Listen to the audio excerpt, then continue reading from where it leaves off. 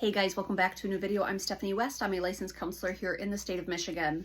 One of the things that can often show up is when someone comes into therapy, there's this fear or this trepidation that, well, if I start to handle stuff, if I start to grow in boundaries, if I start to, address my pain, what if everything changes? What if my relationships change? What if things I enjoy change? What if I change?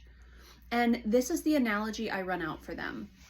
I said, let's say you get out of bed in the morning and you go to the gym because you just really are disgusted by your body. And then you come home and you're really agitated because you can only eat certain foods because you're trying to lose weight. And so you have kind of this agitation around, well, this is nutritious, but I hate it, what have you. And then you go out for a coffee with friends, and it's kind of this FOMO, like, well, if I don't go, they're going to talk crap about me, or then I'll miss out on something. So you go and you go through the motions, but you're not necessarily doing something that you enjoy. And then you're like, well, I got to pay my bills somehow. So you go to a job and you tolerate your job and you just kind of get through the day. Let's take all of those same actions.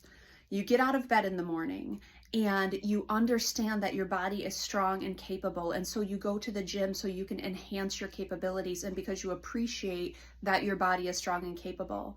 And you come home and you feed it nourishing foods because it feels good to your body, and it's the healthy thing to be doing, and it's kind of the mature thing to be doing, to do healthy inputs. And then you go out with friends because you know that even if you don't feel like it, connection is always life-giving, or tends to be life-giving. And so showing up there is for your overall good. And so you go with that posture. And then you go to a job, and it might not be your dream job, but you go and you show up and you say, you know what, this is where I get to make a difference today. It doesn't have to be the coolest job, but I can still go and I can still do and I can still be, and I'm going to take my time here to enjoy it and understand it as an opportunity. Both of those days play out the same, and we spectators would see much of the same action on your behalf. What would shift tremendously is the heart posture, the motivation. One is driven by, duty or guilt or fear, which we've talked about as motives in the past.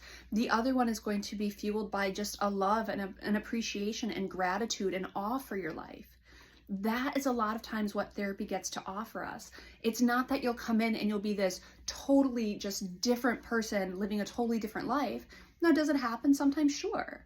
But in general, it's how you live your life that changes. Your motives, the way you relate to people, your openness to things. That's the goal of mental health intervention.